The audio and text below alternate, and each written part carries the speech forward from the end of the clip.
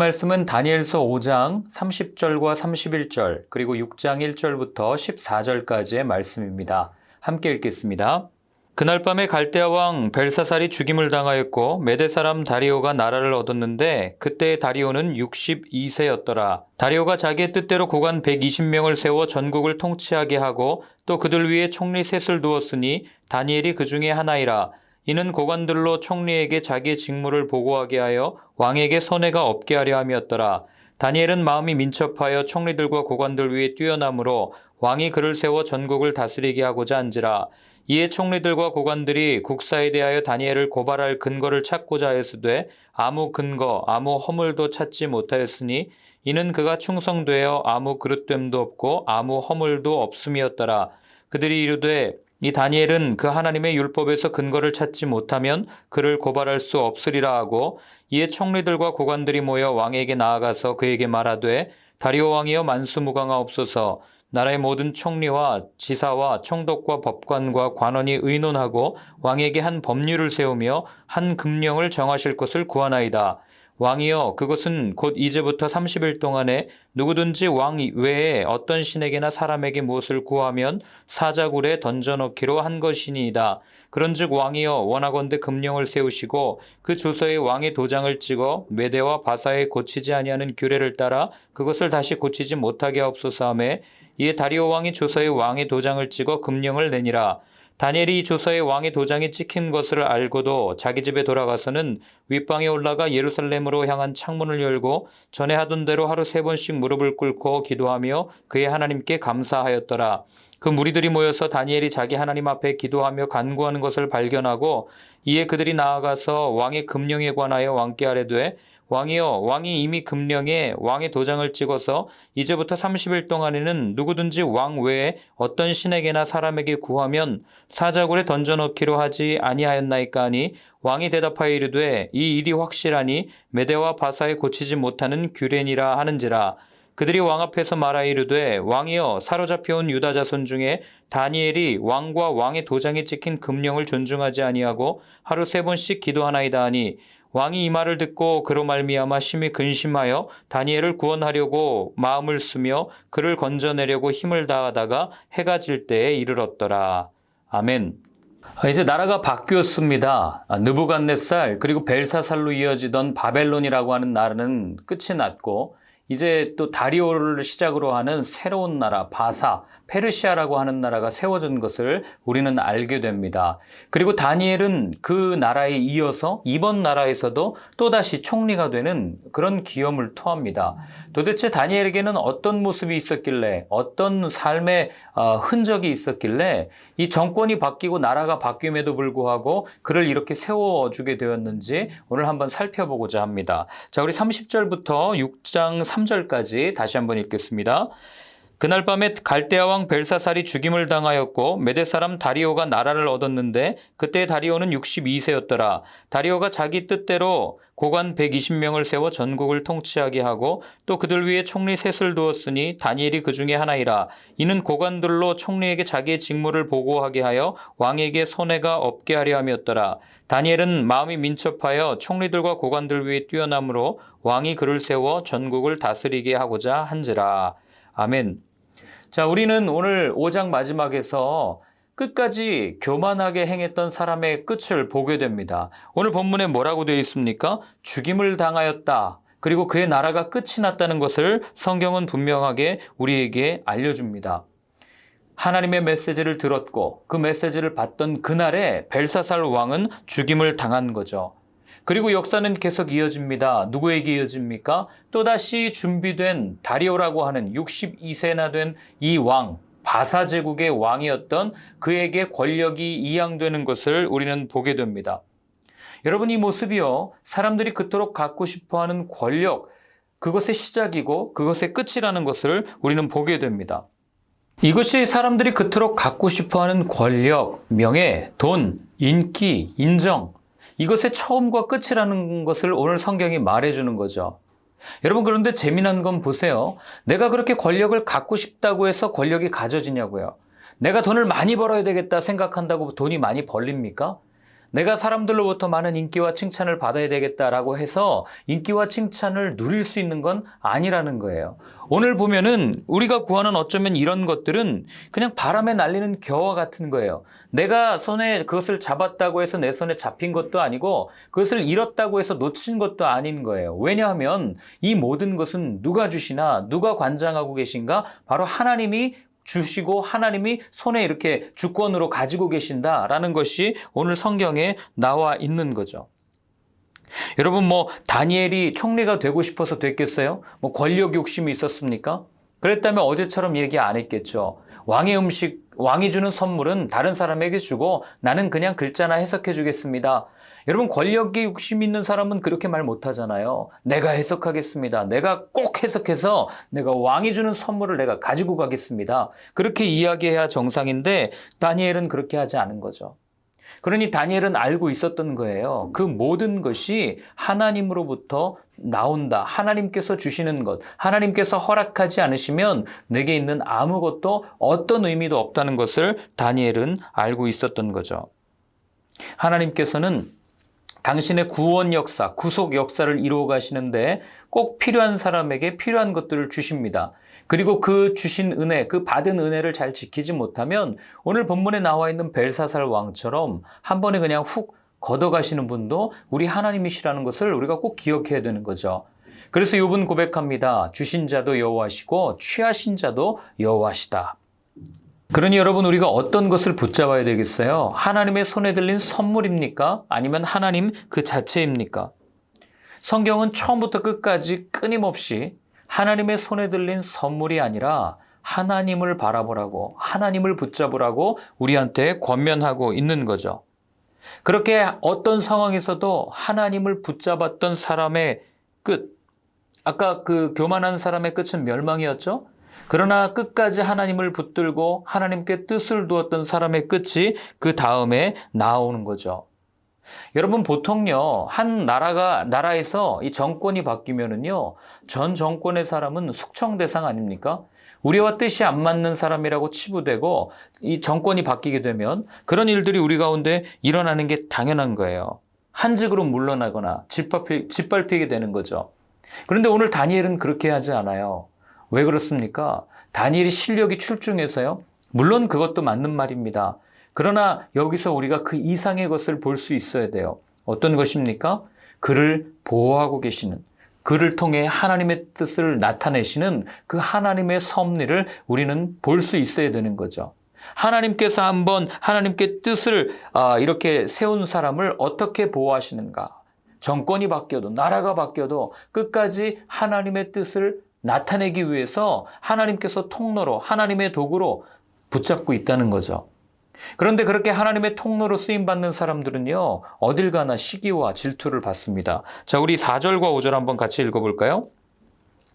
이에 총리들과 고관들이 국사에 대하여 다니엘을 고발할 근거를 찾고자 했으나 아무 근거 아무 허물도 찾지 못하였으니 이는 그가 충성되어 아무 그릇됨도 없고 아무 허물도 없음이었더라. 그들이 이르되 이 다니엘은 그 하나님의 율법에서 근거를 찾지 못하면 그를 고발할 수 없으리라 하고. 아멘. 다니엘이 왜 이런 시기를 받았습니까? 이것을 가만히 살펴보면요 다니엘 시대나 우리가 사는 시대나 똑같다는 것을 알게 됩니다. 다니엘이 아까 말씀드렸듯이 포로 출신이잖아요. 더군다나 전 정권 사람입니다. 숙청 대상이었다고요. 그러니 당연히 다니엘은 숙청되고 제거돼야 되는 게 당연한데 왕의 총애를 입고 더군다나 총리들 중에서도 가장 으뜸이 되는 총리가 되었다. 이거는 말도 안 되는 얘기고 시기와 질투의 대상이 되는 것 당연한 거 아니겠어요? 나와는 출신이 달라. 우리와는 이 성분이 달라. 여러분 이 모습 어디서 많이 보지 않았습니까? 우리도 그러잖아요. 좌파와 우파로 나눠져서 나와 다르면 너는 적이야. 숙청하고 말해요. 적폐 세력으로 몰고. 다른 건 분명히 하나님께서 주신 좋은 선물임에도 불구하고 나와 다른 것은 틀린 것이라고 이야기하는 우리의 모습 말이에요. 살고 싶으면 우리 편으로 우리 뒤에 서라. 우리 줄에 서라. 그래야 산다. 상대방이 어떤 성품이고 어떤 인품이고 어떤 인격이고 어떤 실력을 가지고 있는지는 전혀 관심도 없고 오로지 편가르기. 그리고 또 심지어 같은 편이었다가 조금만 관계가 뒤틀리면 완전히 원수처럼 지내는 게 지금 우리가 보고 있는 현실 아니겠어요? 똑같은 거죠. 이때나 이때나. 그리고 여러분 오늘 본문에 한번 보세요. 사탄이 얼마나 교묘한지 보이십니까? 오늘 5절에 보면은요, 그게 정확하게 나와 있어요. 여러분, 이들도, 악한 이들도요, 율법을 알고 있습니다. 예수님 시험할 때 사단이 와가지고 뭐로 시험합니까? 하나님의 말씀으로 시험하지 않습니까? 그러니 이들이 하는 말을 좀 들어보세요. 다니엘을 제거하기 위해서는 율법에 근거하지 않으면 이 사람을 제거할 수 없으니까 율법을 지키면 불법이 되는 상황을 만들어야 돼. 지금 그렇게 논의한 거 아니겠어요? 이런 치밀함. 이게 여러분 악한 영의 치밀함이에요. 이 모습 또 어디서 많이 본 것 같지 않으세요? 하나님의 말씀을 지키고 살면, 성경 말씀대로 살면 불법이 되는 이런 모습 말이에요. 오늘 우리가 살고 있는 현실이죠. 여러분 사탄이 얼마나 집요하고 치밀한지는요. 그래서 오늘날 그리스도인들이 겪고 있는 이런 어려움들이 아주 오래전부터 치밀하게 계획되어지고 준비되어졌다는 것을 우리가 알면 우리는 정말 까무러치게 놀라는 일이고 어쩌면 우리가 겪는 어려움은 당연한 일일지도 모르겠어요. 이미 65년 전에 앨리스 베일리라고 하는 여성 영매가 있었어요. 이 사람이 뭐라고 얘기를 하냐면 이 10가지 전략을 세웁니다. 제가 읽어드릴게요. 한번 보세요. 첫 번째가 교육 시스템으로부터 하나님과 기도를 제거하라. 아동들에 대한 부모의 권위를 축소시켜라. 기독교적 가정구조를 파괴하라. 프리섹스 사회를 만들고 낙태를 합법화하고 용이하게 하라. 이혼을 쉽게 만들고 합법화하라. 평생 결혼의 개념으로부터 사람들을 해방시켜라. 동성애를 대체 생활 방식으로 만들라. 예술의 품격을 떨어뜨리고 미친 예술이 되게 하라. 미디어를 활용하여 반기독교적 가치를 선전하고 인간의 사고방식을 바꿔라. 종교 통합운동을 일으켜라. 각국 정부가 이러한 내용을 법주화하게 하고 교회가 이런 변화들을 추인하게 만들라. 이게 이미 65년 전에 예수를 대적했던 영매, 기독교를 무너뜨리기 위해서 준비하던 사람들이 그때부터 시작하고 했던 작전들이에요. 오늘날 이거 중에 안 이루어진 게 있습니까? 거의 다 이루어졌죠. 사단이 이렇게 아주 교묘하고 치밀하고 전술에 아주 능수능란한 거예요. 그럼 이걸 이겨낼 방법은 없는가? 이겨낼 방법이 왜 없겠어요? 나중에 나오겠죠. 그 전에 우리 먼저 6절과 9절을 한번 같이 읽겠습니다. 이에 총리들과 고관들이 모여 왕에게 나아가서 그에게 말하되 다리오 왕이여 만수무강하옵소서. 나라의 모든 총리와 지사와 총독과 법관과 관원이 의논하고 왕에게 한 법률을 세우며 한 금령을 정하실 것을 구하나이다. 왕이여 그것은 곧 이제부터 30일 동안에 누구든지 왕 외에 어떤 신에게나 사람에게 무엇을 구하면 사자굴에 던져넣기로 한 것이니이다. 그런즉 왕이여 원하건대 금령을 세우시고 그 조서에 왕의 도장을 찍어 메대와 바사에 고치지 아니하는 규례를 따라 그것을 다시 고치지 못하게 하옵소서 하매 이에 다리오 왕이 조서에 왕의 도장을 찍어 금령을 내니라. 여러분 이렇게 집요한 게 보이십니까? 사탄의 전략의 특징이 뭔지 아세요? 파괴시키는 거예요. 다 관계를 깨버려요.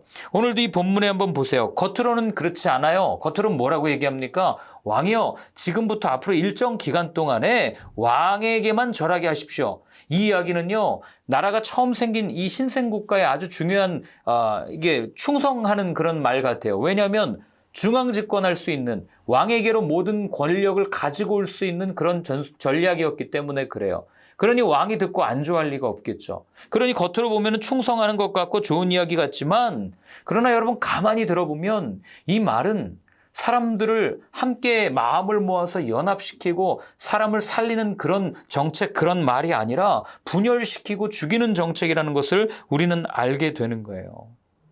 그래서 여러분 우리가 나라를 위해서 기도하는 분들은요, 이 국가의 정책을 잘 분별하셔야 합니다. 그 열매를 분명하게 보셔야 돼요. 여러분 하나님께서 주신 마음, 이걸 가지고 세운 정책들은요, 반드시 선한 열매, 생명이 맺히게 되어 있습니다. 우리가 잘 아는 윌리엄 윌버포스라는 사람 보세요. 당시에 노예제 폐지를 하려고 할 때 모두가 거의 대다수의 사람들이 반대했어요. 정치인도 반대하고 경제인들도 반대합니다. 이유가 무엇이에요? 영국 경제가 망한다는 거예요. 노예를 어떻게 폐지시키냐? 나라 망할 일 있냐? 그 이야기를 그들이 끊임없이 한 거죠. 그러나 그는 예수님을 만나고 나서 완전히 목표가 바뀌었어요. 그가 나중에 이런 고백을 하거든요. 전능하신 하나님은 내 앞에 노예 무역 금지와 풍속의 개혁이라는 두 가지 목표를 주셨습니다. 다수의 사람들이 반대했지만 하나님께서 주신 마음, 그 확실한 마음을 가지고 나아갈 때 그를 통해서 노예제가 폐지되는 쾌거를 하나님께서 이루게 하셨고 그 영향력이 오늘날까지 미쳐져서 얼마나 많은 사람들이 생명을 얻었냔 말이에요. 이게 하나님이 주신 마음, 하나님께서 주신 정책들의 특징이에요. 반면에 악한 영이 주는 정책은요, 가만히 보세요. 사람이 계속해서 죽어나갑니다. 깨어져 나가요. 그 차이가 여기에 있는 거죠. 저는 여러분들이 속한 가정과 직장과 학교에서 여러분들이 이런 삶을 살았으면 좋겠어요. 모든 것이 분열되고 대립하고 갈등하고 있는 이 시대에 정말 그리스도의 마음, 하나님의 영으로 충만해져서 성령의 열매, 아름다운 그 9가지 열매, 또 화해와 일치와 우리에게 주신 그 화해하는 직분을 잘 감당할 수 있는 삶이 저와 여러분들의 삶이었으면 좋겠습니다. 자, 우리 10절부터 14절까지를 읽고 마치겠습니다. 다니엘이 이 조서에 왕의 도장이 찍힌 것을 알고도 자기 집에 돌아가서는 윗방에 올라가 예루살렘으로 향한 창문을 열고 전에 하던 대로 하루 3번씩 무릎을 꿇고 기도하며 그의 하나님께 감사하였더라. 그 무리들이 모여서 다니엘이 자기 하나님 앞에 기도하며 간구하는 것을 발견하고 이에 그들이 나아가서 왕의 금령에 관하여 왕께 아뢰되 왕이여, 왕이 이미 금령에 왕의 도장을 찍어서 이제부터 30일 동안에는 누구든지 왕 외에 어떤 신에게나 사람에게 구하면 사자굴에 던져넣기로 하지 아니하였나이까 하니 이 일이 확실하니 메대와 바사에 고치지 못하는 규례니라 하는지라. 그들이 왕 앞에서 말하 이르되 왕이여, 사로잡혀온 유다 자손 중에 다니엘이 왕과 왕이 도장에 찍힌 금령을 존중하지 아니하고 하루 3번씩 기도하나이다 하니 왕이 이 말을 듣고 그로 말미암아 심히 근심하여 다니엘을 구원하려고 마음을 쓰며 그를 건져내려고 힘을 다하다가 해질 때에 이르렀더라. 아멘. 자, 오늘 왕의 고민하는 모습은 또 내일 살펴보겠지만 오늘 이 본문을 통해서 우리가 하나 살펴볼 게 뭐냐면 왕의 도장이 찍힌 것을 알고도 다니엘은 예루살렘을 향해서 창문을 열고 기도했단 말이에요. 하루에 몇 번씩 정해진 시간에. 왕이 안 무서워 그랬습니까?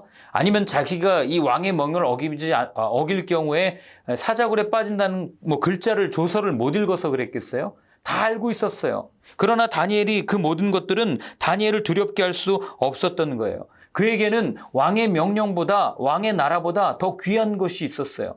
왕의 명령보다 하나님의 말씀이 더 소중했고 왕의 나라보다 하나님의 나라가 그에게는 더 소중했다는 것을 안 거죠. 그걸 어떻게 할 수 있냐고요? 오늘 본문에 보면 다니엘이 기도하잖아요. 3번이나. 어디를 향해서요? 예루살렘을 향해서 창문을 열어놓고. 왜 예루살렘을 향해서 기도하고 창문을 열었겠어요? 거기에 하나님의 임재가 있다고 그들은 믿었기 때문에 하나님을 그린 거죠. 하나님의 나라를 꿈꾼 겁니다. 바울은 이렇게 얘기합니다. 고린도후서 5장 1절입니다. 만일 땅에 있는 우리의 장막집이 무너지면 하나님께서 지으신 집, 곧 손으로 지은 것이 아니요 하늘에 있는 영원한 집이 우리에게 있는 줄 아느니라.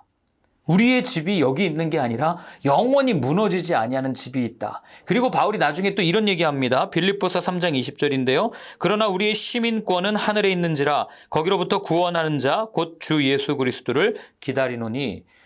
그러니까 하나같이 하나님의 마음을 가지고 살았던 우리의 믿음의 선조들의 삶의 모습은 이 땅에서의 삶에 중점을 두는 것이 아니에요. 그렇다고 막 살라는 게 아닙니다. 이 땅에서 충분히 충성되게 살아요. 그러나 우리가 가야 할 곳이 있습니다. 우리는 이 땅에 속한 사람이 아닙니다라는 확실한 정체성을 가지고 살았다는 거죠.